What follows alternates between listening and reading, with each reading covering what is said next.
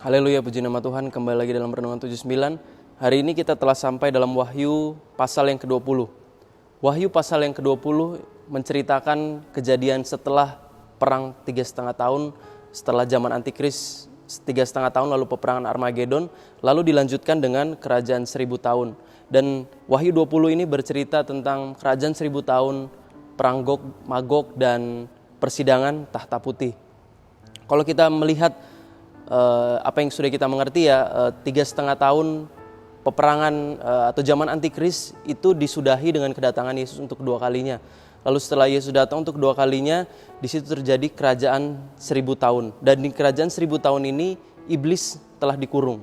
Dan di kerajaan 1000 tahun ini ada zaman yang namanya kita akan hidup dalam perdamaian, tidak bisa lagi digoda karena iblis telah dikurung. Lalu setelah kerajaan 1000 tahun ada masanya peperangan Gog Magog dan tahta putih. Nah, kalau kita melihat dalam Wahyu 21 sampai ketiga, akan saya bacakan. Lalu aku melihat seorang malaikat turun dari surga memegang anak kunci jurang maut dan suatu rantai besar di tangannya. Ia menangkap naga si ular tua itu, yaitu iblis dan setan, dan ia mengikatnya 1000 tahun lamanya. Lalu melemparkannya ke dalam jurang maut dan menutup jurang maut itu dan memeteraikannya di atasnya, supaya ia jangan lagi menyesatkan bangsa-bangsa sebelum berakhir masa 1000 tahun itu. Kemudian daripada itu ia akan dilepaskan untuk sedikit waktu lamanya. Nah, jadi pada zaman kerajaan 1000 tahun iblis telah diikat. Jadi di kerajaan 1000 tahun itu kerajaan damai. Kalau dalam kitab Yesaya itu digambarkan perdamaian yang luar biasa. Dalam Yesaya 11 ayat yang 6 sampai 10 itu dituliskan bahwa serigala akan tinggal bersama-sama dengan domba, macan tutul akan berbaring bersama-sama dengan kambing, lembu dan beruang akan makan rumput bersama-sama, bahkan singa dikatakan makan jerami sama seperti lembu. Dan anak-anak juga bermain dengan ular. Ayat yang ke-9, tidak ada yang akan berbuat jahat atau yang berlaku busuk. Seluruh bumi penuh dengan pengenalan akan Tuhan. Jadi karena tidak ada kuasa kegelapan, karena tidak ada iblis, karena tidak ada setan, di 1000 tahun itu manusia bebas daripada pencobaan. Dan artinya kalau manusia bebas dari pencobaan, artinya manusia sudah dibebaskan, benar-benar dibebaskan dari dosa. Manusia tidak lagi dapat berbuat dosa. Dan di sini digambarkan tidak ada lagi peperangan, hidup damai satu sama lain, manusia sejahtera satu sama lain, keadilan. Semua yang baik yang pernah kita pikirkan dalam dunia ini akan terjadi di kerajaan 1000 tahun. Tetapi setelah kerajaan 1000 tahun, ada yang namanya peperangan Gog Magog. Kerajaan 1000 tahun dilanjutkan dengan peperangan Gog Magog, dan peperangan Gog Magog adalah, kalau kita baca dalam Wahyu 20 ayat 8 sampai 9 dikatakan, dan ia akan pergi menyesatkan bangsa-bangsa pada keempat penjuru bumi, yaitu Gog dan Magog, dan mengumpulkan mereka untuk berperang, dan jumlah mereka sama dengan banyaknya pasir di laut. Maka naiklah mereka ke seluruh dataran bumi, lalu mengepung perkemahan tentara orang-orang kudus dan kota yang dikasihi itu. Tetapi dari langit turunlah api menghanguskan mereka. Jadi kalau tadi kita lihat, iblis yang tadinya dikurung pada zaman kerajaan 1000 tahun akan dilepaskan untuk sementara waktu lamanya. Dan setelah iblis dilepaskan, setelah kerajaan 1000 tahun itu, iblis akan mengumpulkan bala tentara. Bala tentaranya itu siapa? Bala tentaranya itu adalah orang-orang berdosa yang akan dibangkitkan pada kebangkitan kedua. Jadi kebangkitan pertama itu kebangkitan orang-orang percaya setelah Yesus datang untuk kedua kalinya, masuk ke zaman kerajaan 1000 tahun. Lalu ada kebangkitan kedua, orang-orang berdosa. Dan orang-orang berdosa ini akan dihasut oleh iblis. Untuk apa? Kalau tadi ditulis untuk mengepung orang-orang kudus, untuk mengepung kerajaan 1000 tahun ini. Tetapi pada peperangan itu mungkin akan terjadi sangat singkat, karena Tuhan berkata, Tuhan langsung menurunkan api menghanguskan mereka. Jadi setelah orang-orang berdosa dan setan dan para pengikutnya itu jumlahnya banyak sekali, dikatakan banyaknya seperti pasir di laut, dan setelah mereka berusaha mengepung, akhirnya mereka tidak dapat berbuat apa-apa karena Tuhan langsung membela kita. Tuhan langsung membinasakan iblis dan para pengikutnya. Lalu setelah peperangan Gog dan Magog, itu adalah cerita singkat dari Gog dan Magog. Lalu ada persidangan tahta putih. Persidangan tahta putih adalah setelah peperangan Gog dan Magog, iblis itu dicampakkan ke neraka. Nanti kita akan membahas sedikit apa perbedaan dunia orang mati dan neraka. Tetapi persidangan tatap putih ini, jadi setelah iblis dibuang ke neraka, dicampakkan ke neraka bersama dengan nabi palsu dan antikristus, ada persidangan tatap putih, yaitu di mana orang-orang berdosa itu dipanggil kembali untuk berdiri di hadapan Tuhan Yesus. Dan di situ Tuhan akan menunjukkan kitab-kitab yang kita tahu adalah kitab kehidupan dan kitab perbuatan baik dan jahat. Dan ketika Tuhan menunjukkan kitabnya kepada orang-orang berdosa itu, orang-orang itu akan melihat perbuatannya dari lahir sampai dia mati. Apa perbuatan dosanya dari lahir sampai dia mati. Apa pikiran-pikiran buruk yang pernah ia pikirkan dari lahir sampai ia mati. Dan semua akan terbuka di depan Tuhan, Sang Hakim, dan orang yang berdosa tersebut. Jadi tidak ada lagi orang yang dapat mengelak, merasa bahwa dirinya tidak pantas untuk dihukum, atau merasa dirinya bahwa layak untuk masuk kerajaan surga. Karena semua perbuatan mereka akan ditunjukkan di depan mata mereka sendiri. Wahyu 20 ayat 11-12, lalu aku melihat suatu tahta putih yang besar dan dia yang duduk di atasnya. Dari hadapannya lenyaplah bumi dan langit dan tidak ditemukan lagi tempatnya. Dan aku melihat orang-orang mati besar dan kecil berdiri di depan tahta itu.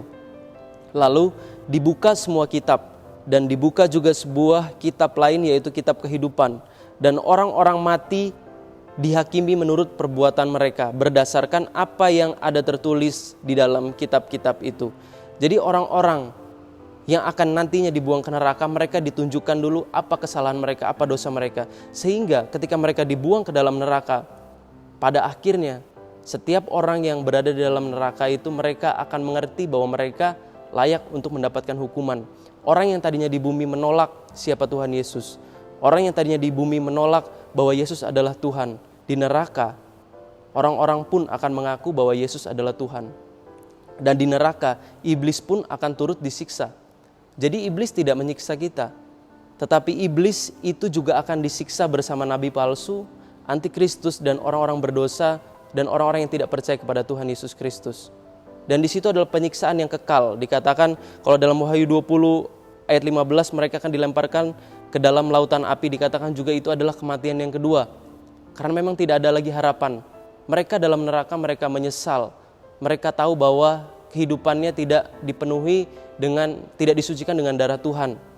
Dan dalam neraka mereka hanya bisa menyesal sampai selama-lamanya. Dan mereka akan mengakui pada akhirnya bahwa Yesus adalah Tuhan. Dan itu adalah persidangan tahta putih. Jadi perbedaan neraka dan dunia orang mati itu adalah dunia orang selama kerajaan 1000 tahun. Orang-orang mati, orang-orang berdosa itu akan disimpan di dalam dunia orang mati. Mereka akan tinggal di situ, dunia orang mati. Dan di dunia orang mati itu makanya Tuhan Yesus berkata, orang-orang itu sedang tidur. Mereka sedang tertidur dan Tuhan Yesus bisa membangunkannya. Dan dunia orang mati itu adalah orang-orang berdosa yang tidak mengenal Tuhan, dan selama kerajaan 1000 tahun itu mereka akan tinggal dalam dunia orang mati. Dan setelah selesai kerajaan 1000 tahun, orang-orang berdosa yang dalam dunia orang mati mereka akan dibangkitkan dan mereka akan dihakimi lalu dibuang ke neraka, di mana neraka itu adalah penghukuman yang terakhir. Tadi sudah kita bahas bahwa segala sesuatu yang di luar Tuhan itu akan dibuang, akan dicampakkan ke dalam neraka. Jadi kematian kekal, neraka itu adalah sebuah tempat yang ada, bukan tempat hayalan, bukan suatu simbol, bukan suatu gambaran, tapi neraka, maut itu ada, sungguh benar-benar ada. Oleh sebab itu Tuhan Yesus datang ke dunia untuk melindungi kita daripada neraka tersebut.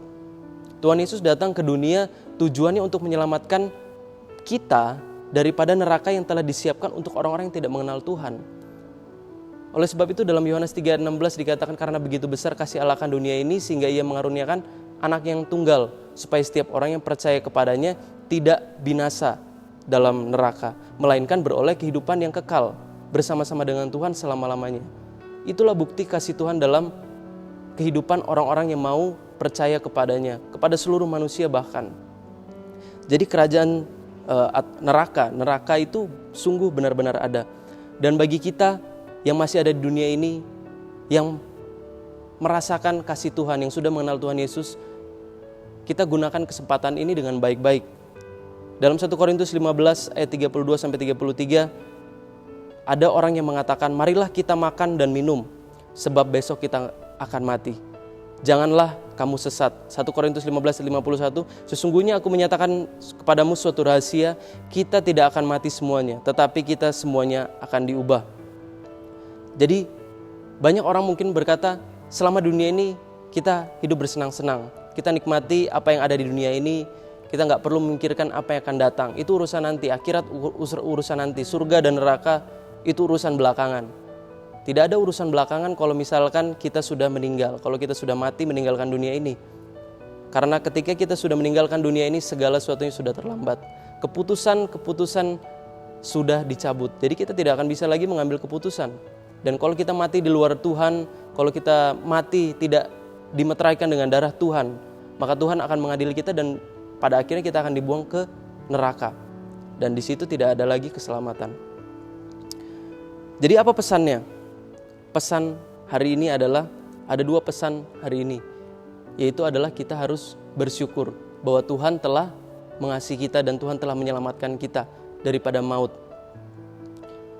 Dan kita juga harus mempertahankan kepercayaan kita kepada Tuhan sampai kita mati. Dalam Wahyu 3 ayat 5, barang siapa menang, barang siapa yang percaya kepada Tuhan, ia akan dikenakan pakaian putih yang demikian, aku tidak akan menghapus namanya dari kitab kehidupan, melainkan aku akan mengaku namanya di hadapan Bapakku dan di hadapan para malaikat. Lukas 10 ayat 20, tetapi bersukacitalah karena namamu ada terdaftar di surga. Jadi yang pertama adalah kita mengucap syukur karena Tuhan telah mengaruniakan Tuhan Yesus untuk menyelamatkan kita daripada neraka lautan api yang kekal itu.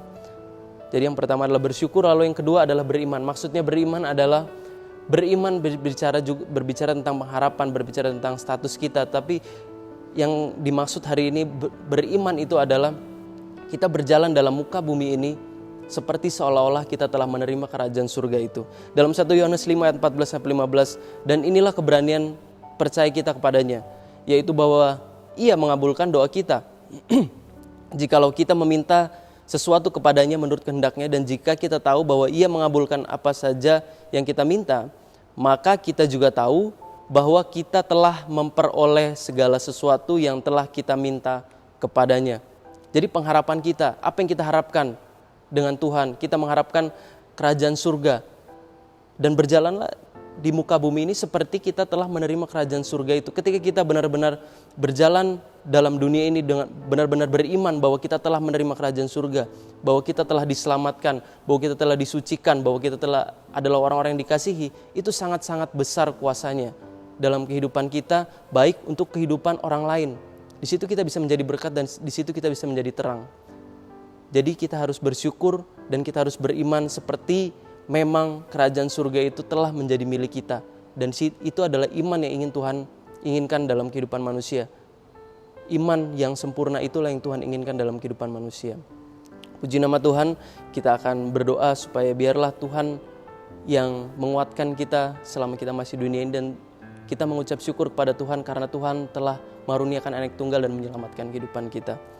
Terima kasih Tuhan, terpujilah namamu, kami berdoa dan bersyukur kepadamu karena Engkau telah mengaruniakan anakmu yang tunggal, karena telah dilahirkan dalam dunia ini. Kami sangat bersyukur kepadamu karena Engkau telah menyelamatkan kami, dan kami juga berdoa kepadamu supaya kiranya Engkau melindungi kami daripada segala kuasa jahat, dan supaya kiranya Engkau menguatkan iman kami dari sekarang sampai kami nanti dipanggil Tuhan. Terpujilah namamu dalam nama Tuhan Yesus Kristus, haleluya, amin.